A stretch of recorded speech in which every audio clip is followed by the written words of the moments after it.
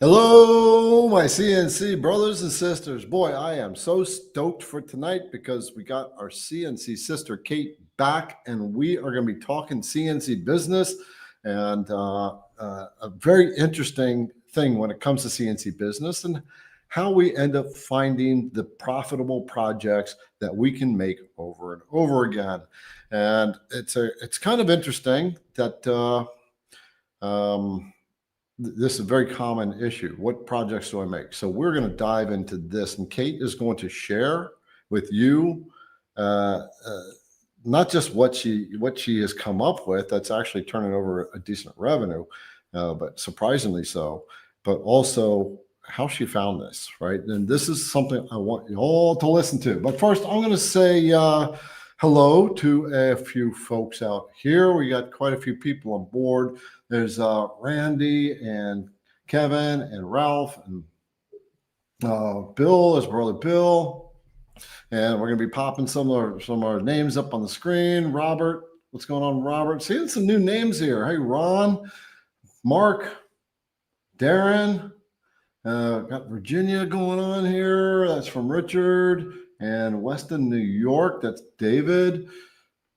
Got a couple questions coming in here. There's Jim from Virginia and Spindle Jim from Penfield, New York. I used to live in New Jersey. I don't know where Penfield's at in New York, but of course I used to always go up to New York City. And Jeff and Backyard Shop. Hello, hello. All right, so we've got lots of folks on board already, and we are going to be discussing business. This is going to be a really interesting show for you guys today because so many people ask me what products do I make, and they're always asking all the time. So you're going to get really good insight tonight. We are going to be doing a special a giveaway, our standard Wednesday evening surprise giveaway at some point. I'm going to bring the ladies on board, and I think Liberty's having a little bit of issue right now. So I just want to let you all know who's in the background here, who is managing your questions and dialoguing with you. We got Julianne, the IDC Woodcraft administrator, and there is Liberty, the lady who manages the shipping. These are the two ladies that actually wear the pants in the IDC Woodcraft family. I just do what they say. So they'll be in the background, and at some point they're going to pop in randomly, and they are going to do a giveaway. So, and we got another little special going on. So if I don't mention it in about 15 minutes, remind me about it, because it was a last minute little special we are going to do. So ladies will be in the background. I want to bring Kate right on because I don't want to wait. Well, I do want to wait. I want to say one thing. I had a phone call from a CNC brother today up in Canada. His name is Tom. And he started off, he said, Garrett, in the world of CNC today, it's getting so full. He feels like it's getting full and kind of getting crazy. And he says, how do we make projects that sell, especially up in Canada? You know, the tariffs, this crazy tariff stuff is hitting Canada. And so I had a long talk with him about how you find the right people, regardless of where you're at, and the right type of products. And we're going to get into this, but it was such a perfect conversation. And I hope he's here. I told him, Tom, you got to come to this live tonight. So I'm going to bring our sister Kate on. You folks haven't seen her in quite a while. She's been busy doing her stuff. Hi, sister. What's going on? So excited to have you back. Hi, it's good to be back. My gosh, I was just reading through all of the comments, and there are so many like new names that I haven't really seen. It's so hard to believe that we did this every Wednesday for a year. And then it was just like life just bulldozed me over, and kind of had to step away. But I'm so pumped to be back tonight. I'm so even more excited to talk business because I love, that's my number one topic to talk with you about. And then even more excited to share my product with you guys and kind of just a little bit of story, how I stumbled onto things. Because you guys know, I mean, I always have the craziest stories of how I have come into CNC and how I have tripped over project after project. And many of you know also the hardships and the struggles that I've endured with my CNC journey. So it's not always just been rainbows and sunshine. So I'm so glad that you guys are here to kind of follow along with my story a little bit. And I Yeah. also shared some pictures with Garrett and Julianne for tonight, so you can kind of see how this timeline has progressed for me. Yeah. For those who don't know who you are, because it's been like a year since you've been on, other than one time. Yeah. Why don't you share the 5-minute backstory of how we connected and what we were doing that was live, and then we'll start to get into this whole story of this nice, new, exciting development.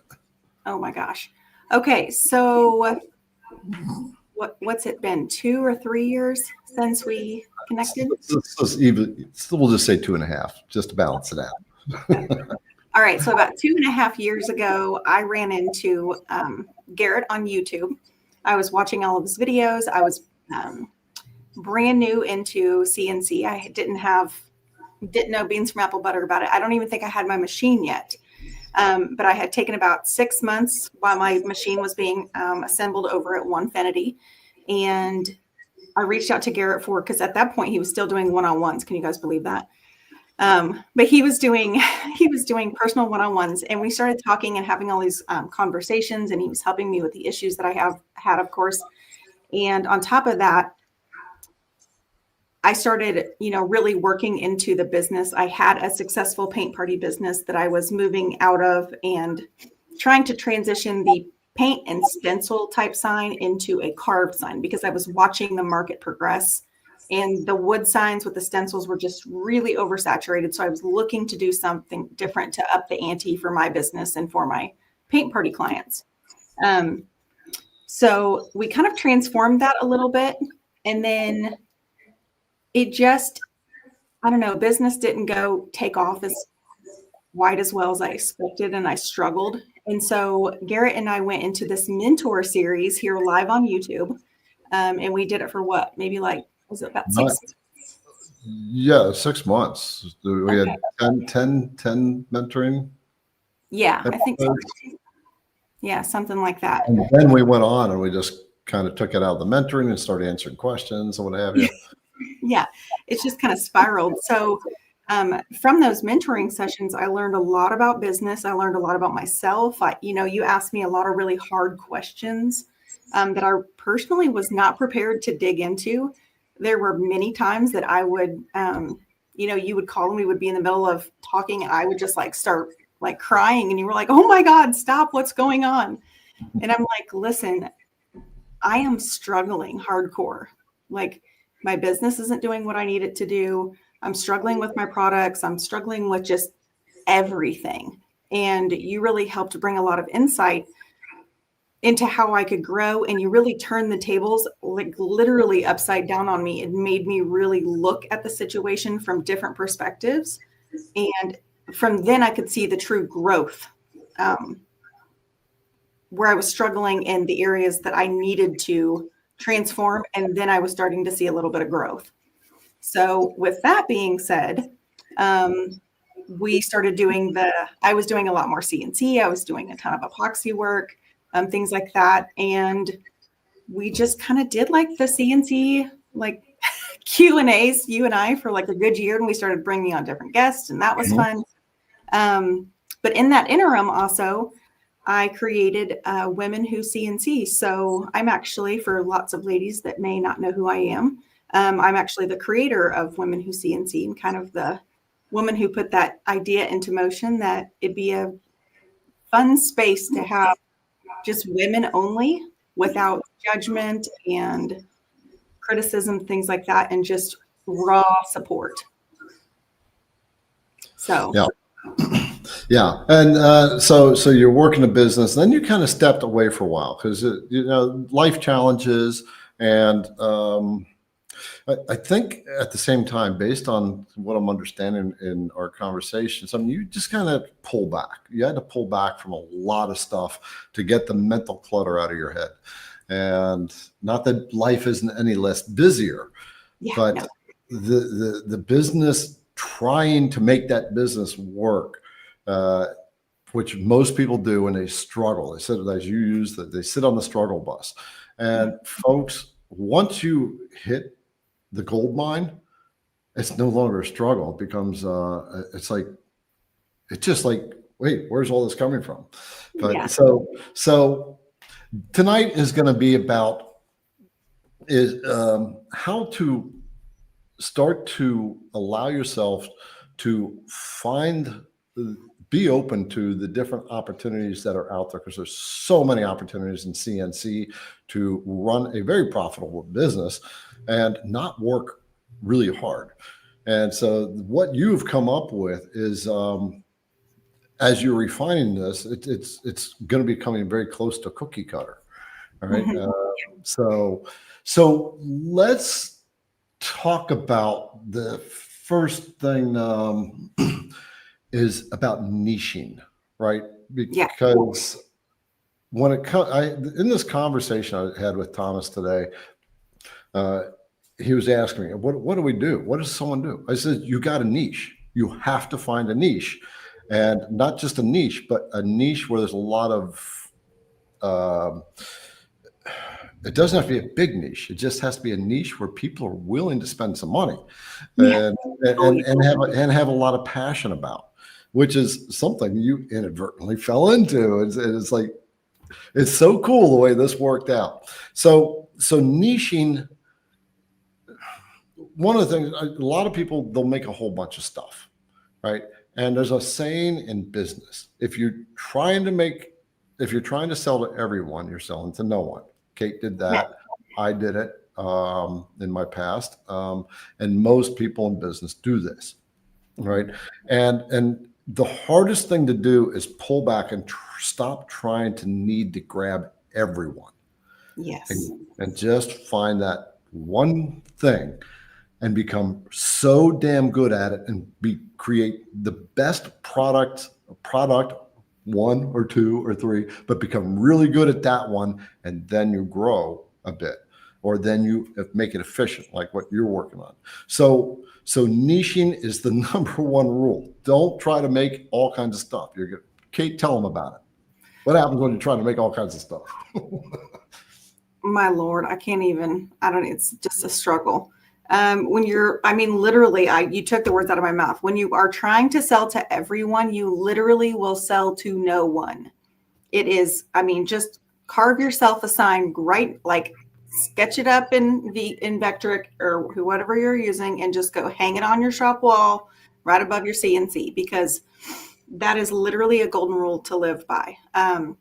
So I was doing a ton of different signs. Like you can kind of see this one back here. It has like, I don't know, it's kind of like a herringbone pattern. And it has like a raised like family off the top of it. It like sits on top of it, and then it's framed. Those were the types of like wooden signs I was doing. I was doing that. I was doing my paint parties. I was breaking into epoxy. I was looking on Pinterest, and I don't know if anybody's ever been on Pinterest. I'm sure there's hundreds of people that have been on Pinterest before, but it's literally like a squirrel on steroids. You can just go, oh my God, I like that. Oh my God, I like that. Oh, I can make that. Oh, I can like, then you can wander through Hobby Lobby and you're like, oh my God, I can make that. Why would I buy that? I could make that. And then you just go and you try and you make all of these things, and you find yourself in a very big rabbit hole that you have literally dug for yourself, and you are literally falling into it as you are digging, and you don't realize that you're digging because you have all these great ideas, and they're all going to sell, and they're all going to make you hundreds of, thousands of dollars, and you're just going to, become rich off of that. And that is literally a big no-no. Just stop. No. Put the brakes on, please. Yes. Please, because you're driving yourself crazy. If you are stressing yourself out, trying to make stuff and trying to keep up with all this and be a yes person to everyone, it's nothing but stress. I do want to say, folks, if the questions, first of all, let's try to focus the questions around business, and hold off on the questions for a minute until we get a little bit deeper into Kate's story here. But I do want to throw one thing out. Kate, you're a mom. You're a busy mom. You're trying to run a business. There's other amazing CNC women out here. So at the last minute, I asked Juliana, says, let's create a special discount code just for tonight, 10% off IDC Woodcraft in honor of Kate and all the other moms out there. Use this discount code, Kate mom 10 when you check out, you get 10% off. So in honor of you, Kate, we are doing, because I'm so glad to have you back again. Oh my gosh, I'm so honored. It's really it's been a journey, and my gosh, I could just go on and on about all the things in life, but the one thing that I've always stood by is, you're my faith, my family, and then my business. And those are my three main priorities, because I can do anything with my faith, I can do anything with my family. And without those two, I can't really run my business. So with those two, I will have a successful business.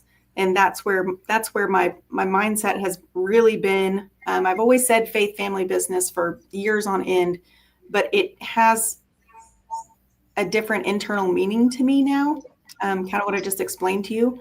So finding my purpose, again, having a renewed spirit for my children, and how I approach two teenagers living in my house that are now 15 and 17. Dear Lord, help me. Because it can be very challenging, I'm sure, as many moms know. It's just I've had to refocus and recenter my entire life, because I literally was going. I was laughing at the comment earlier from Robert G. Squirrel in a rabbit hole. Absolutely, that was my life. Yeah. Just everywhere. I felt like everything was on fire. I was just spinning my wheels, and I was so frustrated. I really had to take a step back. And you guys know me from 2.5 years ago. I'm a completely different person now. Mm-hmm. I definitely feel a lot more centered. And I've set realistic expectations and goals for myself, because I feel like you don't have those for yourself. You just open yourself up to everything under the sun to just filter in and cloud those goals in those areas where you're trying to improve yourself and your business. Yeah. So yeah, the cool thing that Kate is sharing here, and the whole point of this as it relates to business, and as we dive into this, is that we can drive ourselves crazy. And if you're feeling like you're trying to do business, you're trying to figure this out, and you're really struggling and challenged, and you're not feeling good inside about it, right? That's the time to step back a little bit and let go of trying so hard, right? Every entrepreneur goes through this. Believe it, we all go through it. And if we haven't gone through it, we haven't earned the right to be there. So if you're on the struggle bus, folks, you are in the right place. Literally. Because Kate, if I can ask this question the right way, for what you're starting to do now, do you think you would have been as receptive to it? probably not, because it would have been just one more thing on my list of things to do. I would have probably seen it and gone to these events that I went to that kind of inspired me to do these different things. I would have been very closed-minded, because my mind would have just been very, very clouded, and, for lack of better words, overstimulated, overcrowded. And I would have just been there. I wasn't really experiencing that event. I wasn't really what I now say to myself, you need to be present where you're at. You can't just, like, so many people are just rat racing through life, getting from one place to another. And I know if you look back in the videos, I'm like flying in from, soccer practice and all over these things and doing 50 bajillion different things. And what was really happening at the end of the day is I was getting a lot of things done, but I really wasn't getting a lot of like quality things done. It was all like, I always try to give 100% effort, but I wasn't doing it in the right way. And so, yeah, too scattered. Mine's in too many places. So folks are wondering, what is it that you did? So to kind of set the stage, as you told me, right? You came up with this product idea based on the story that we're going to start to dive into now. Yeah. You saw the opportunity. You built a prototype, and you put it on Etsy. In 5 days, you had 5 sales, made what, $1,500, right? And you've had sales since, Yeah. right? That's quick, folks, because she found the right niche, right? Hit the right spot.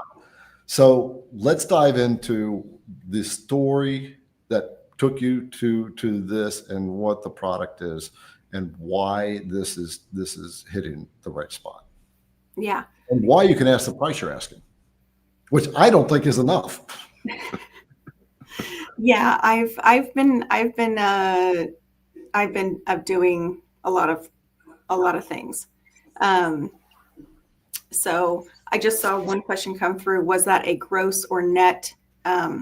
And that was actually gross, but you will be very, very shocked to see that my gross and my net are not too far apart as far as Love to hear it. Love to hear it. yeah.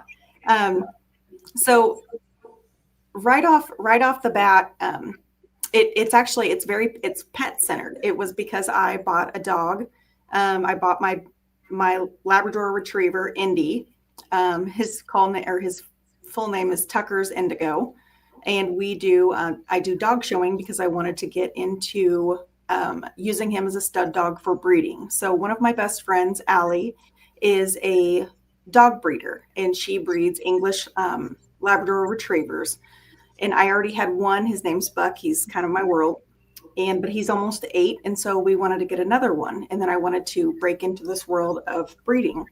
And so this was last June. So we're just coming up right on almost a year.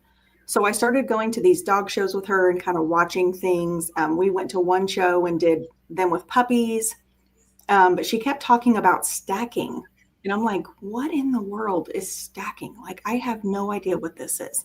And literally, it's where they put the puppy up on, and they want their front paws and their back paws to look like very, very symmetrical. And you want to look at, like, their withers, which is, from their shoulder to their foot, and, their tail, and how does the tail hang, and how is the head and the ears and everything. And so you can send them off to, Allie sent them off to a friend of hers and said, yeah, these 2 puppies are like your number 1 dogs that look like they're going to stack beautifully. And so I wound up with Indy, and Allie wound up with, she kept Bogey, which was one of her puppies, and their brothers. So here we are at these dog shows, chasing these like 3 or 4 month old puppies around, trying to get them to stack and stand pretty and do all these things. Well, lo and behold, they won first and second, which was great. So just to be clear on the stacking, this is the way the dog stands, or? Yes. Okay, so it's a term for how the dog is posed.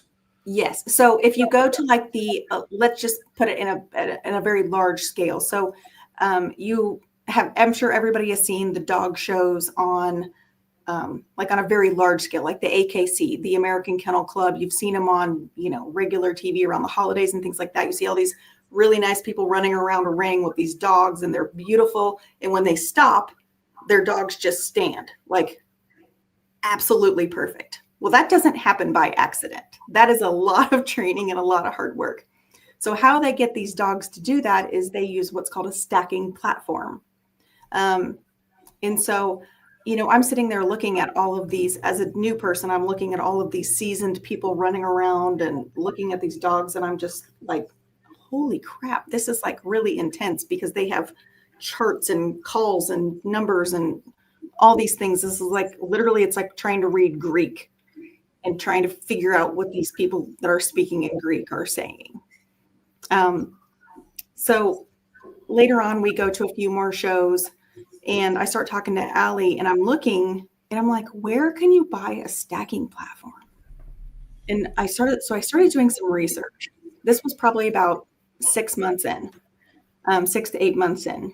And I started looking at some stacking platforms, and I'm like, well, this one's metal. And I'm like, and he welded it, and it has like slides that go this way and slides that go this way. And then I started looking on Etsy to see who else was making them. And I'd probably say 10. That might be pushing it. 10 other people on Etsy that are making these stacking platforms. I'm looking at them and they're literally like a box. It's like, it's literally just like a box, and this box has sides, right? That's it. And then it has a piece here and a piece here on top. And those two pieces are where the dogs put their paws. Right. Okay. Understand. And I'm like, well, that's kind of chintzy. Like anybody could do that. And he was asking like 250 or $60. And I'm like, I would not pay $260 for something that looks like that. I'm sorry. That's just me. Like, you know, doing what I do, I might be a little more impartial to, you know, criticism and, you know, with other people's woodworking idea, or, you know, items or whatever, or just people that wanted to make something and try and sell it.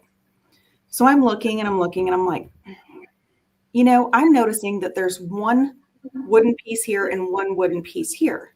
But when you go to the shows and I'm looking around, I'm seeing German Shepherds.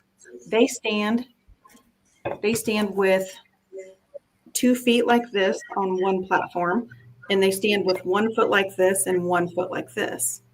So if you just have one bar, where is the dog going to put its back foot if it has to be staggered? Also, I learned that there were no large. All these stacking units were for like small and medium-sized dogs. There's nothing for like a Bernese Mountain Dog or a Labrador or a Doberman or Great Dane. There's nothing that size. Bing. Are you picking up what I'm laying down, friends? Are you picking up what I'm laying down? So without further ado, I want to show you, if it's okay with Garrett and all the timing. Absolutely. Is it okay if I show him the platform? Yeah, bring it up so you can see exactly what Kate is talking about that she has landed on. Yeah. So I just want to give you a little bit of preface. So I just finished getting this one cut today. It's not finished. And I'm still making a couple of little adjustments, playing with different material for the stairs. So you may notice a height difference in the stairs, but just know that those are 2 very different materials. And that's when I make the stairs, everything is the same material. So let me show you. Let me move my kennel down, or my thing here. So this is the actual unit. So I can kind of pick this up and you guys can see it. Now, the other thing I like is, like, I was sitting down, so I can easily pick this thing up. So here's the end of it. So I created grooves. So I have one end piece here. This is an end piece here. This is you obviously have 2 end pieces. And then I have a middle bar that will support the offsets for the screw. And then I have one piece here that is a little bit different. Now, obviously, another big thing that I wanted to think about when I was building this was shipping. As everybody knows, that's shipping is exceptionally expensive. And so I wanted a way that I could flat pack this and people could actually store this as well when they're not using it. Because a lot of people, breeders, will use it for stacking if they're selling to other breeders and things like that. So they want to show the puppies stacked. So they may do that when they have litters, and then they want to put it away. So the other thing that I did is I made sure that all of the interior pieces here were actually all, I'm sorry, I'm trying to get it in the photo here. But all of the pieces are actually inset. So when the pads go on, they lock in place. Yes, exactly. That's like what you're seeing right here. Yep. And you've set it up so you can position each leg as you want to. So yes. So this is like the German Shepherd that you're talking about. The front paws are on one bar, and then the back paws on one bar, and then the other back paws. And then the front paws are here. So they're standing like this, and then they can have their back feet like this, because poodles stand like this too. Now, this wasn't something that I just sat down and was like, oh, I'm just going to bust this out. No. Now this is actually an order. I have to go back out tomorrow and get this finished up. But this thing is probably one of like 12 prototypes that I did. And let me tell you a little bit about that process in itself. So, you can say, oh, well, that doesn't look too complicated to make. That's not this and that's not that. But let me tell you a little something. When you go to try and build one of these, you start having a lot of questions in your brain. You're like, how wide is a dog? How wide is a German Shepherd? How wide is a Saint Bernard? How wide is a Irish Wolfhound? All of these gigantic breeds, you need to think about the length and the diameter of their paws. You have to think about the weight, the sheer weight of the dog. Are the stairs going to sit directly on the joints? Are they going to be raised up off the joint? So then that way you're not bearing everything down. How do you, what is the stacking distance in between each dog breed? For a large size stacking platform, what would they need? Or do they need a medium size stacking platform? And the really cool thing about mine is the medium one can actually be used for small dogs as well. So you also have to find like the piece for, what do I want to say? Like, how wide is the paw? So that's something you've got to think about. These are actually made out of pine, but I do have a couple different products in mind, including some different hardwoods that I would really want to look at and do. But not only did that work go into it, just research. But here's the other thing. I went out and am actually showing my dog. So people see that I'm a real person showing my dog. I know, you have to be involved in this world. They're not just gonna, want to trust anybody with some, little product or whatever. You may want to get a little bit more integrated into the community where you're trying to sell those products. They have a better understanding of who you are, and they want to support you, because dog people are very much dog people, and they want to see other dog people, be successful. And when you're in that little, niche community, it's people like, I don't know if I've seen people making like epoxy skulls and, very specific type of items, but those type of items, they're going to those type of events where people would sell that because that's a hobby of theirs. That's why they're doing so well, because they've built up this community of people and they've joined different clubs and things like that. And that's what I've done too. So this has kind of been like a little bit of a year in the making. And I have some really cool connections that are really popular on social media. And I'm going to be sending them a platform so they can start putting the word out for me and sharing and giving me feedback like, hey, I really like this, but could we maybe make this a few inches longer here or a little bit narrower here? So, because you really don't want the dog to have a ton of room to like move around. And that's why every little thing has been thought of, because they go from like puppies to big dogs. And the medium platform sell for about $280, and the large ones sell for $300. No, I'm sorry, $260 for the medium, large $280. I had to think. Okay, and then you have personalization on top of that. Yeah, and I actually don't charge any extra for the personalization. And that's the other thing too, friends. I have learned how to master the double-sided carve. That's been an experience in itself. So I'm surprised you don't charge for personalization.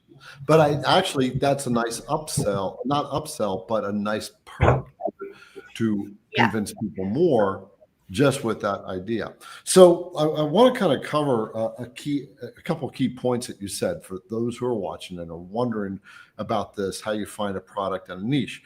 And what's the benefit of what Kate did here is, first of all, when you get niched in, you can learn about the market and the problems in that niche that people have a lot easier, and you can really understand them at deeper levels.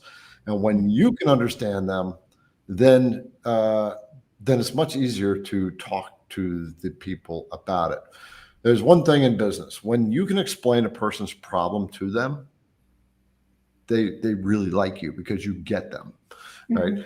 And or when you can create something and you're dialoguing with them in whatever way. But if they get, but the point is the reason you want a niche is because you can understand the deeper needs behind it. What she said, she's making a product in the making. She's making prototypes and learning. Wait a minute, I see the whole process. You're making one, and you're going, wait a minute, this has to go like this, and you don't really see it until you actually build the prototype. And so now I got to switch this thing. But and the next magic level is you got involved, right? So you actually had to use something like that to experience that too. So that's the beauty part behind the niche, is why niching is so important. We have to learn to let go of all of trying to grab the whole world. And this it's like IDC Woodcraft, basically CNC teaching fell into my lap, and this is kind of fell into your lap, right? It wasn't something you're looking for, just kind of you're in the right space at the right time, in the right mindset, being receptive, right? That is literally the million dollar word there. You have to be in the right mindset to be able to receive,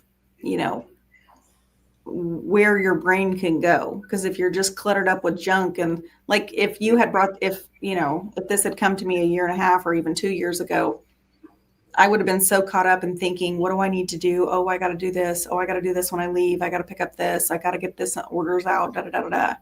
And I would have just been there. I wouldn't have really been like looking around and thinking like there's a couple other products that I really have very, very narrowed in on that I have literally seen 0 people making these. So I'm very excited to try and come up with a product. I love to hear that. I know. And it's in the same niche, right? Yes.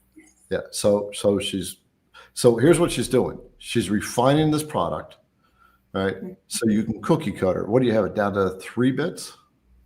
I do have it down to 3 bits. And depending on the material, like I said, I want to flat packing and shipping was a really, really big thing for me.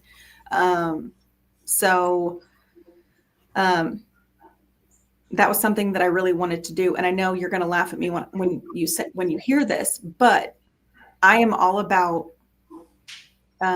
efficiency and making the most amount of money that I can with very little overhead. So what I'm actually doing for boxes and things like that is you can order boxes off of the post office in the medium size. Well, you're probably thinking like, this thing is not a medium size. Well, what you do is you break down like the end of like one box and kind of squeak it into the other one, so they all just kind of like fit. And then you tape them around, and then you bubble wrap your product and shove it in there. Close up the ends. So my boxes are free. I don't have to pay for the boxes. As far as the cost of the actual product, so this medium stacking platform cost me $24 to make. And like I said, I'm selling it for $260.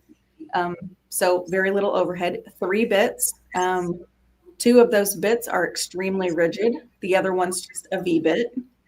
And the big one, the large one, cost me $36 to make. So there you go. See, so you've been able to dial this in, and I'm assuming because you're so early on, you still can refine this even better.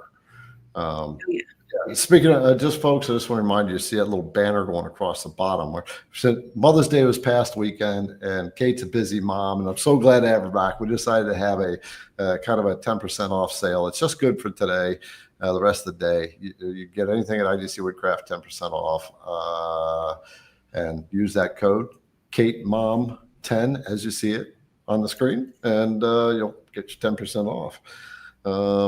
And we have a giveaway coming up whenever Julianne and Liberty decide to pop in. And Kate, the way they generally do it, they just jump right on. They just kind of command the show, and it's like, okay, Garrett, walk away for a little while, whatever. Yep. So,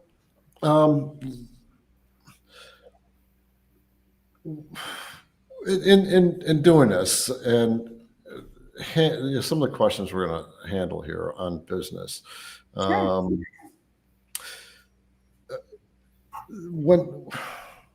How do you open yourself up to find a niche?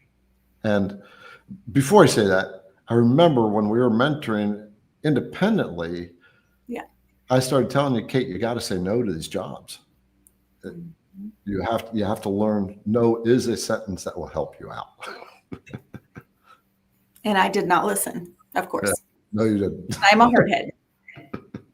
And it was money coming in the door. And when you're struggling, that's what you do. But what happens when you're doing that is you're actually taking away from your ability to kind of see what's out there. Like, I love the idea of like the little lanterns and the pumpkins, and everybody gets on the bandwagon. But what I really love to see is the people that kind of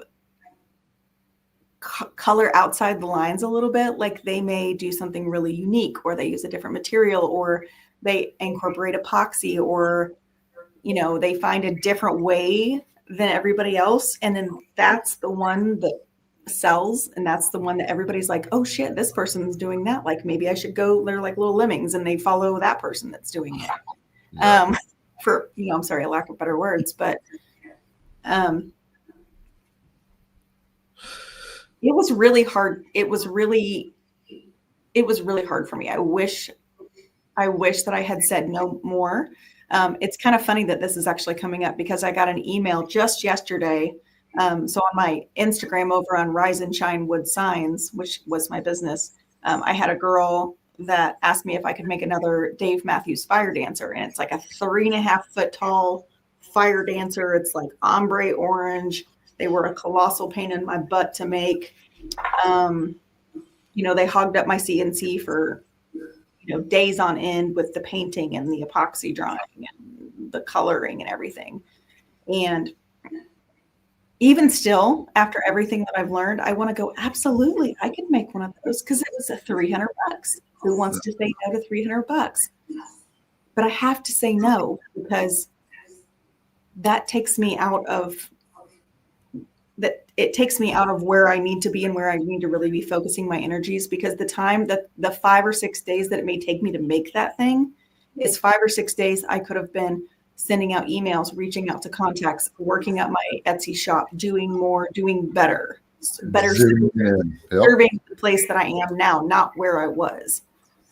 But it's kind of like, for those of you who don't like hunting, I'm just going to use this metaphor. It's like having your sight on the moose, the big game, right? And then you see a squirrel. Oh, I'm going to go shoot the squirrel, right? Now you've lost track of the moose, all right? There's a guy out here, Jeff, I talk to all the time, at Windy City Smokers, and he makes upscale bourbon smokers. I bought 3 of them. I bought 3 of them off of him. $260, $290, something like that per smoker, right? This is a thing with this niching thing, and learning to try to create better than other people, or hitting something that people don't do as well. And that is, you got to upgrade your own thinking. And also, it's kind of like cutting boards. So many people make cutting boards, and they're selling for $40, $80, $120. Sure. There's people out there that only make cutting boards that are over $1,000. But hit the market, the right demographic, the people that want to spend that kind of money, that won't dare buy a $40 cutting board. Right. Absolutely. And so you're in the dog show market. People spend a buttload of money on their dogs, keep them nice and groomed, whatever else they do, and the medicines. And what do people spend on their dogs and that kind of stuff?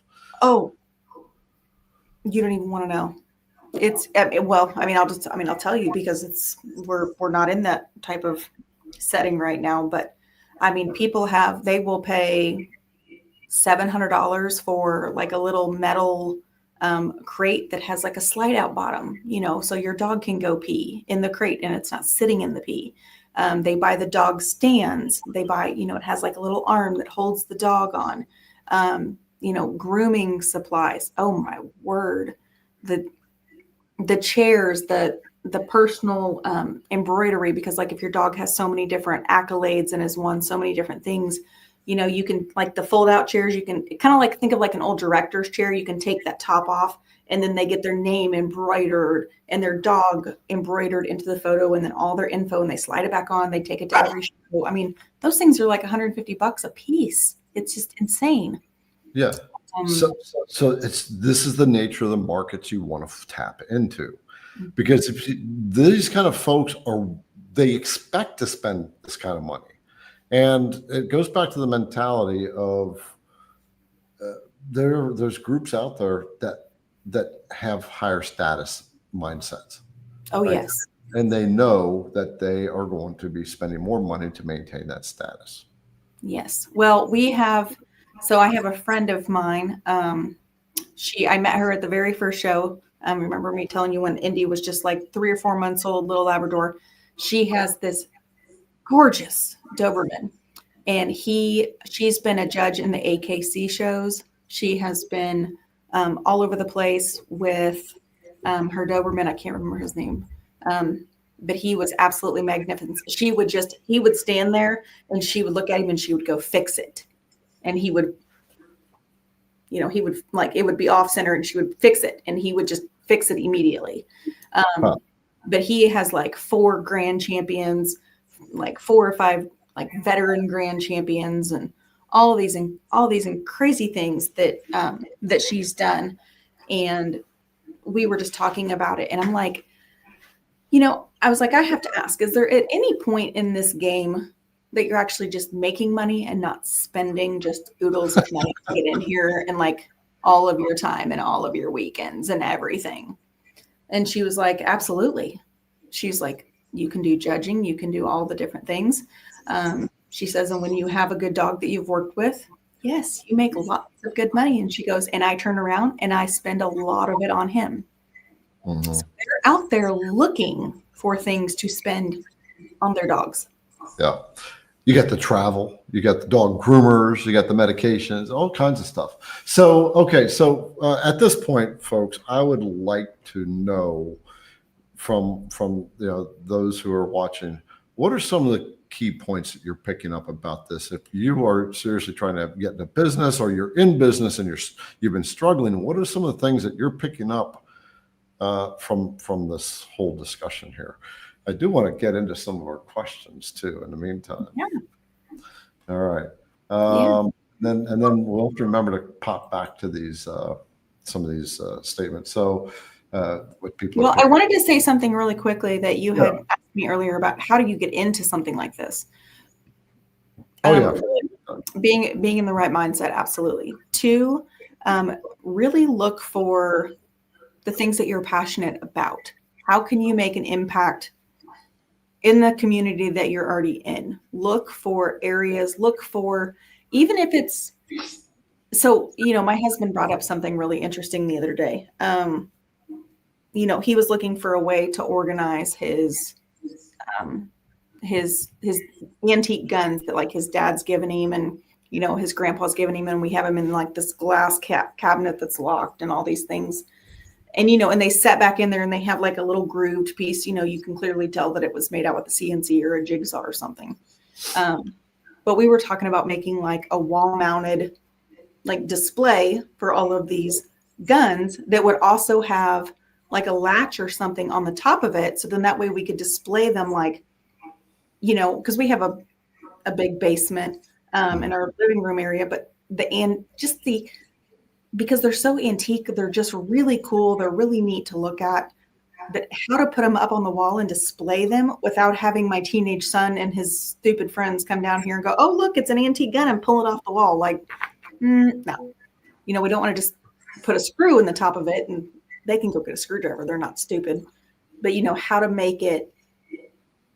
He's, so we're just like sitting here, like looking through all the different ways that you could do something like that. But if you're into guns and ammunition, maybe look at like, those lock boxes or those hidden wall cabinets. Boy, man, I would love to have one of those things. They're crazy. They're really cool.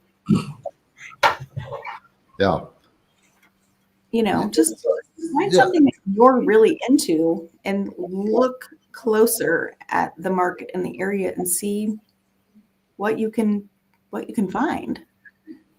Yeah. The cool part about, if you can find something you're already into and you step back and see what people are trying to do, or maybe have a brainstorm idea of some kind of challenge people have, and you say, hey, wait, I can make a product that will do this, and it'll solve just a common problem, everyday problem. Someone's got a bunch of people make these homemade contraptions to do something. And you're like, oh, well, we can make a product around that. Why not? Yeah, absolutely. Yeah, but it requires mental patience.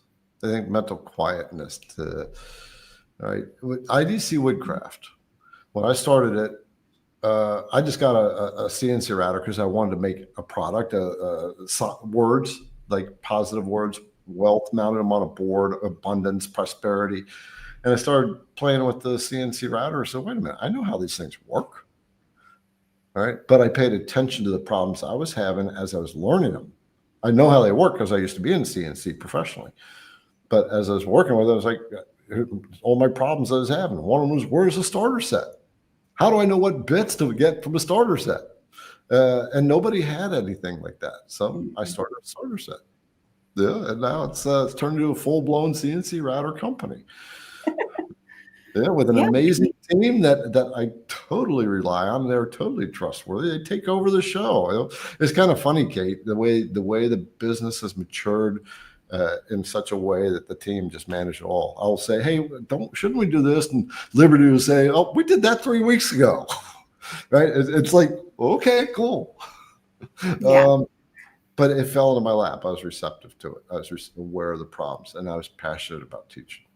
I wanted to solve the problems that people had. You ready to handle some questions? Let's do it. All right. Let's try to keep your questions centered around business, the actual CNC carving technique related questions. We're going to pass those up today, and then you can bring them back next week. So this came from Richard, recommended shipping sources for small crafts to USA locations. Shipping sources. So I personally really like pirateship.com. Yep. That is a huge one for me. Because my product is over 18 inches long. And so a lot of places will really jack up the price on you. It can cost you up to like $26 plus just for over 18 inches on top of the price.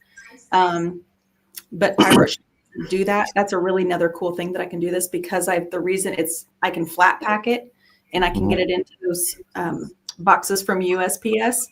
If I am shipping at UPS, what I'll do is I'll take like butcher paper or something to that effect, or like the rolls of like the brown paper, and I will just wrap it like a Christmas present. And then I have like some stickers and I have like some fun postcards and things like that I can put into the product that, says, thank you. Here's how to find me if you have a problem. I basically just created it and put it up on, sent it to Staples and said, here, make these. Same-day service. That's great. Pirateship.com. That's what I started off with. I hope Liberty was having audio problems, but Liberty does fulfillment for IDC Woodcraft. So she's very involved in all the various shipping aspects. So she can probably lean in on that one too. If you're ready, Liberty, can you? Okay. All right. Bring her up. So Liberty does tons of shipping. She is like the shipping goddess of the world. So what to Richard's question about shipping sources, small crafts in USA, what are some things you provide people on that end? So as far as like where to ship through, I've heard great things about the one that Kate was just talking about, Pirate Ship. I've used Samcart. It is not my favorite. And Shopify so far has been my favorite. I've looked at a few others. And as far as when you're shipping your stuff out, the biggest thing that I would, like Kate said, you have to watch out for your package sizes. And save yourself time and money and try and standardize your package sizes as much as possible. If you can standardize them as much as possible, you can not only buy your supplies for shipping them in bulk, which will save you money in the long run. But then you can also you can have deals with, the USPS or through your shipping system that will help you kind of cut down on your background costs. Yeah. And for folks who are shipping various size products in the U.S., is there a shipping service that you would encourage them over another? USPS, UPS, DHL, Emory, what? So U.S. shipments, I would say, when you're getting at a larger packaging, it really is easiest to go with UPS. Internationally, DHL has been one of my better ones. It's a quicker service, and it's very customized. Like I use my shipping system, but then I go over to my DHL and I've got settings that I can preset in there, as well as I can just input my couple of things. It takes me 2 seconds, and then DHL is picking it up at my door. Yeah, yeah. Of course, on our end, we're a lot more advanced in our shipping because we ship such high volumes. And whatever people get tonight with that special discount that we're doing for tonight, Liberty will be the one handling that and sending right in the notes. All right. Anything else you might want to throw out as a tip for people shipping stuff? I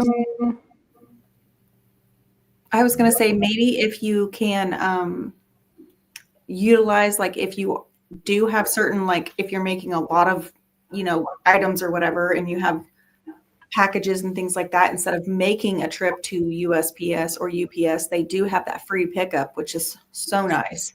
Yep. You kind of have to have like a centralized location, make sure obviously your products aren't sitting out in the rain, stuff like that. But as long as they know where to pick them up, they'll come straight to your door and get them, which is amazing, because the closest post office to me is about 15 minutes, and UPS for me is at least 35 minutes one way from my house. Yeah. Okay. Yeah. Yeah. Yep. All right. Thanks, Liberty. The nice thing about Pirate Ship, it is an easy online service to use when you get back to that. And they do have contracts with the Postal Service, so that you actually get a better price through pirateship.com. Yeah, it pulls them all up. So like for me to ship this, it's about $30. Yeah. If So you just I'm $60, like shipping, everything. Okay. Let's see. Okay, there's a couple of questions I got to filter out.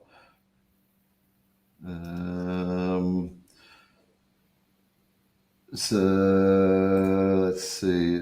Someone was asking about they emailed you. So Kate is not doing what she used to do. It may have been for a one-on-one or something like that. But Kate's business is shifting now, right? So do you still help people, or how do you work that?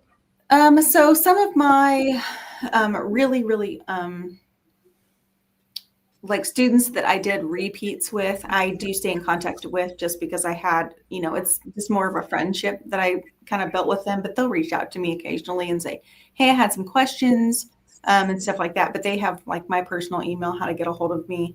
But John, if you're trying to get a hold of me through like maybe the IDC website or something like that, no, I wouldn't get those emails. Yeah. So I'm not sure exactly how you're trying to reach out to me. Okay. Robert is saying, how many projects should you sell your first year? Well, I mean, Robert, I'm going to kind of revert back to what we were talking about a little bit earlier, which was make a product, see if it sells. If it does, like kind of like what mine, it's kind of hit and kind of taken off. You're still going to have slow growth, but that doesn't mean that you're having no growth. So work on that product, see how you can refine it. Like today, I probably spent 2 to 3 hours refining the stairs. Like I'm working with like different heights of material because dogs don't like to get up on things that are super high. The platform itself is already about 4 inches.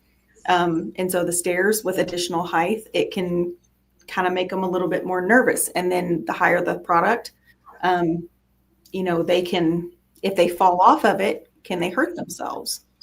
So you have to think about really refining your product until you have the perfect thing. Do you have any weak points in your projects that need to be adjusted? Like my prototype had very thin legs. And I noticed even with myself, like pulling it apart, taking it apart, like packing it up, putting it in the car, pulling it out. I put it together and one of the little pieces broke off and I was like, oh, so that's a problem. I need to refine that. What are everyday people going to do with your stuff? So keep looking at it, working with it, fiddling with it. What's going to sound kind of crass to say, because everybody will say, I'm doing the best I can. And, my mom, she was very much a very driven woman. And I love her about that because that's made me who the person I am.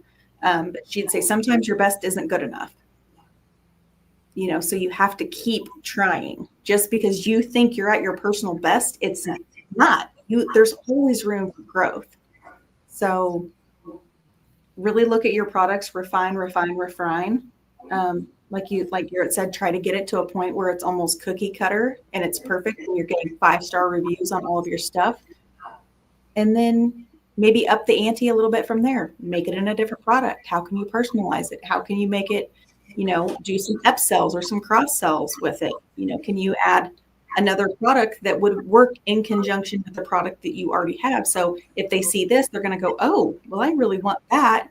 And then they're going to have two. So you don't just have one sell with a really great product. You have another product that you're still working on and still building, but you can still sell and cross sell and then upsell as well. Yeah. So, I want to add on to Robert's question here and add on to your answer. When it comes to how many projects should you sell your first year, don't think of it in terms of that. Kate said, if you're making sales, you're seeing success, right? Then refine not just the product, but the approach to the market, all right? But the idea is don't look at the quantity, look at the profit. At the end of the day, business is about profit, right? And you want to look at the market that's going to give you the best profit for the least amount of work. Mm-hmm. If I was to put it right down the dirt, that's what you want. So that's why you want to find a niche, a high value product like what Kate has, which she's still not charging enough, but she's feeling it, right? This is another part of looking at ourselves. We have our financial ceilings and we start to get uncomfortable and think that we can't get up above that. But that's why we have to push that comfort zone a little bit just to test ourselves and get a little uncomfortable. So, but think about not how many you should sell, but if you're generating a profit or not. Exactly.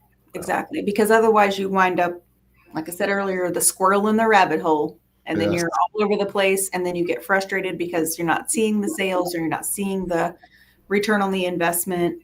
But there's always room for improvement. How do you refine your shipping process? How can you, that's all I've thought about today on top of working with the stairs is, okay, so I'm offering personalization. I'm offering custom color and I'm offering different sizes. So what can I be doing in the background to reduce my turnaround time, because like I have a 2-week turnaround time right now, only because, you know, it's a new product. It's a personalized product. I wasn't 110% comfortable with my double-sided carving and getting all of that nailed down. So I wanted to make sure I had time. But I'm sitting here thinking, okay, well, I can cut the side pieces. I can cut the end pieces. I can sand everything. I can get everything ready to go. And then if I get orders in, the only piece I need to cut is the front piece. And I can cut the stairs. And like, so this is one of like the center stair, right? So I spent time refining it today to where this would be fully in the slot, you know, and then raising it up a little bit. So all that heat and all that like pressure from the dog isn't down here on the joint. So this is just a little bit taller than like this, a little tiny tweaks you got to make this stuff work. Another reason for niching. So, and then like this, like, you know, the like laser engraving, you know, so it has all of my contact info. That's really important too. You know, are you branding your products? Yeah. But like, I didn't even tell you guys, don't judge my Etsy shop too harshly, okay? Because I literally was like, I'm going to get this thing up and I'm just going to see if it sells. And you just started selling. So that's the other thing. She just took the jump and started piece something together. We don't have to be perfect. We just have to start. Yeah. Yeah. So Lewis said, how do you find the product and the niche? I am planning on creating 10 different types of things and see who sell, if any, and go from there. So, Lewis, I want to say for the folks who are interested in this, we can throw lots of mud at the wall. All right. We don't want to. In the beginning, what we do is we pretty much do that. Let's make something and see if it's going to work. All right. So what we want to step back and say, first of all, is there a market for this? We don't want to make stuff that we think is cool. We want to make stuff that they think is cool. All right. So we have to get out of our own head. I mentored someone who they made this really weird thing on their CNC and they just wouldn't let it go. And it's like, they're not selling them because they're not. It just wasn't something that made any sense. Yeah. But they were doing it. It was theirs. But we have to be willing to let go of what we think is going to be the right thing. Right. Yeah. How would you answer this question or his statement here? I think very, very similar to yours. Again, Lewis, I would look at what is most interesting to you. So just by looking at your profile picture here, it looks like you're a professional businessman of some kind. Look at the profession that you work in. Do people need maybe plaques for, their desk, or something unique that maybe you would need in your specific field? Is it something maybe you need for your car while you're traveling? Is it something that you need for, I don't know. I don't know what you do. I don't know really anything about you, but there's a lot of insight if you stop and look around and think, oh, I could use something to really like hold all this so it's not such a mess. I could create something for my desk. I could create a something. And a lot of people will purchase things from you because you're you, and they want to buy from you and they want to support you. So discount that either. But you also do need to have a good product. So I really don't like the idea. I'm just going to be really honest, because I can feel my pain like radiating to you. I can feel all of the struggle that you're going to have trying to create 10 different types of things. Yes.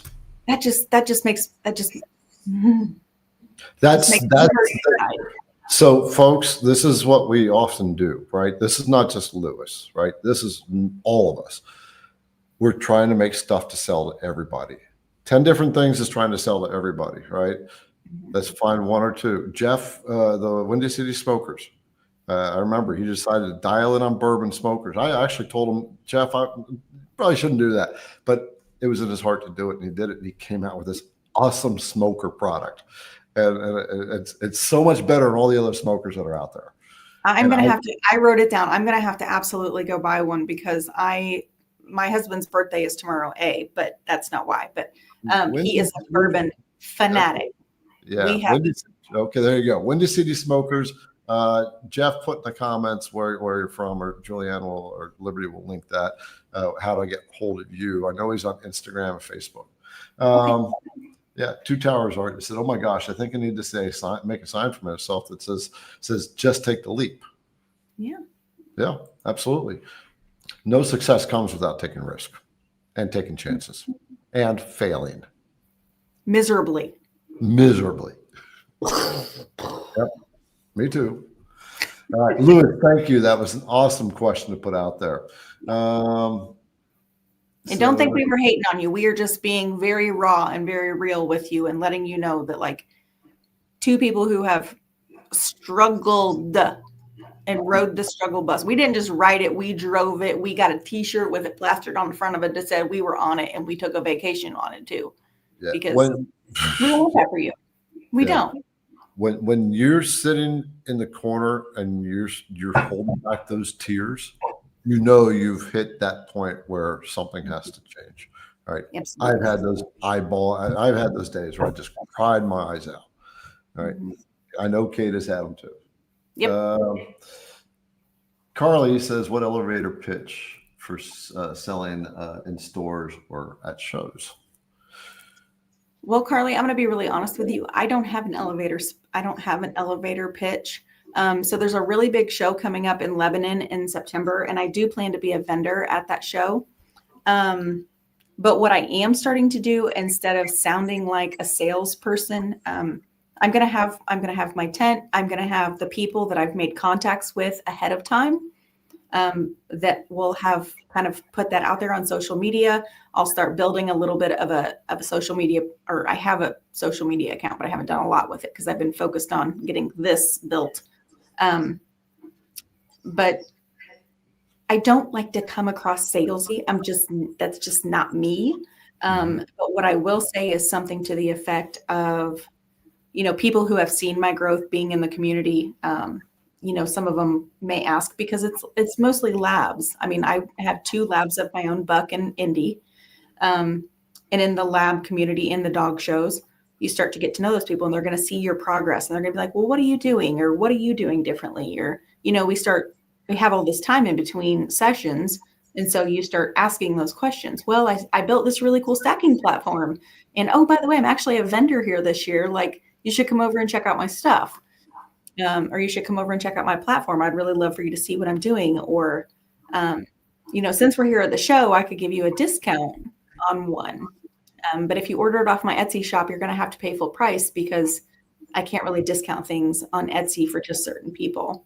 Because Etsy has rules about that.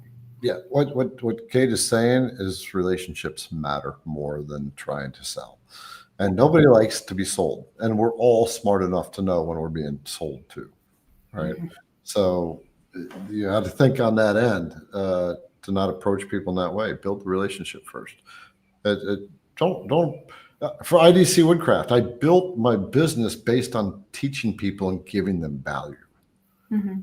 If I just did what a lot of the other companies do and just throw sales at you, by the way, we got a little special sale going on tonight, but in honor of Kate. But if I'm just doing sales, eventually it's like, we see through it and we don't like it.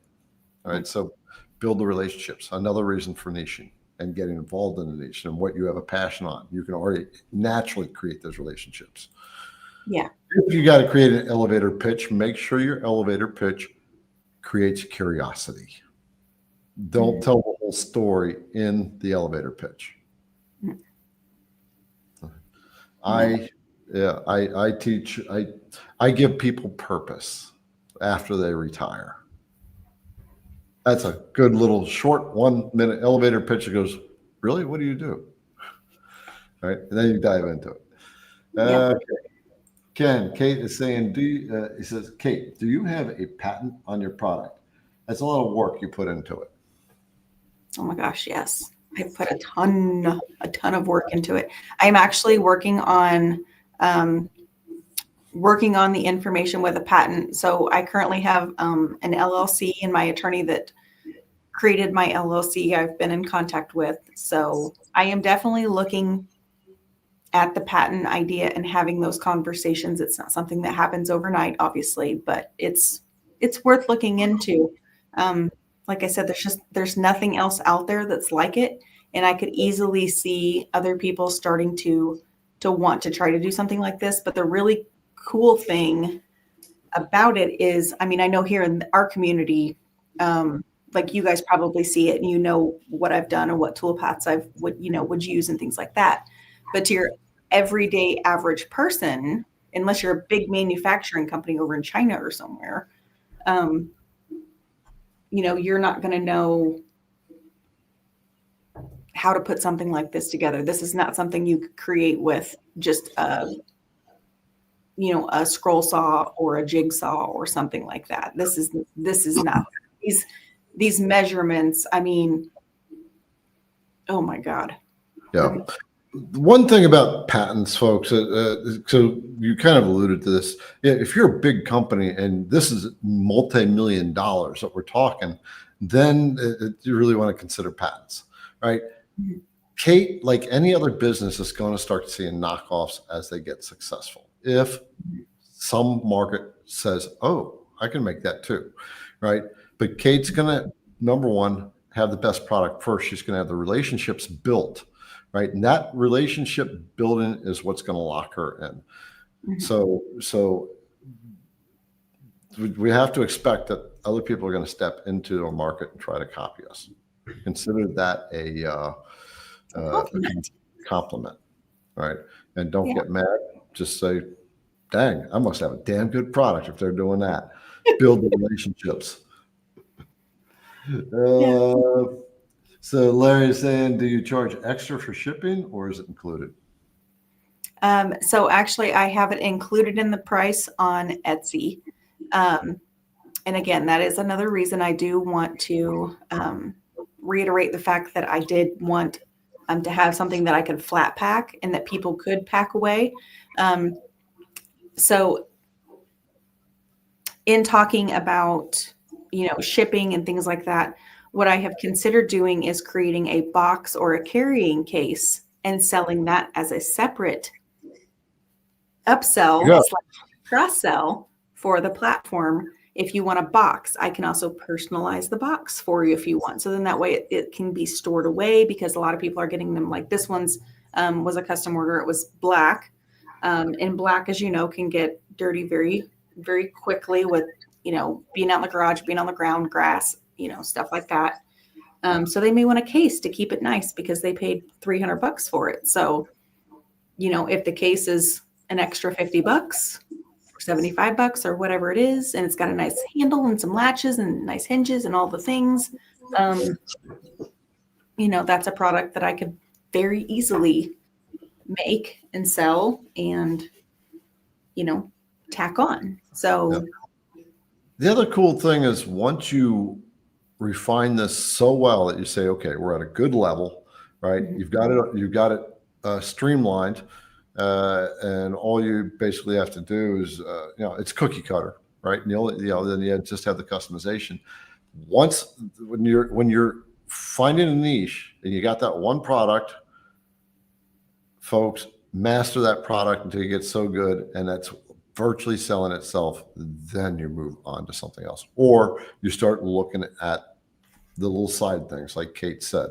What will complement it? What's the other need within that niche? Say no to outside the niche, right? And it's a tough thing to do. It really is a tough thing to do. Yeah. Before we get to this, for those who have jumped on, you don't know, this is Kate Tucker. I know I'm saying this a little late reminding, but Kate, who was on the regular, we actually had this show going for about a year together, and then she had to move on to take care of other matters. And so I kept going. So now we got Kate back for a visit, and she finally hit the niche, right? A niche, and just threw an Etsy store up and had 5 sales in a week, and you've had more sales since. All right, so yeah, and you're making On a $260, $280 product, you're roughly making $230 off of them. 220, 230 per unit. Right. So it's a nice little product. And as it gets more refined, it just gets better. Right. And it takes me roughly to cut them out. I'm trying to think here. So I think the 2 side panels, which have the pocketing, tool path set at a certain depth, I think those take about 12 minutes each. So 24 for 2 of them. And then about another 12 minutes for the name. So we're looking at 36. 46. And then a bit change. I mean, I'm looking at maybe like an hour and 15 and some change to make one. And that's just the curving. Now that's not like the wood, I obviously like sand it when I first get it. And then I'll stain it if I don't already have it, all the pieces cut. Because like I said, I'm just in that beginning phases. Once I get out of getting caught up on my orders, I'm going to start cutting pieces that I can cut so they're ready to go. So when I get an order, I just need to stain it, double-sided carve, and out the door it goes. So you're using 3 bits, the Beast, the Badger, and a V-bit. 90V. 90V, and which one is that? Are you using the one from the Jenny bit, or?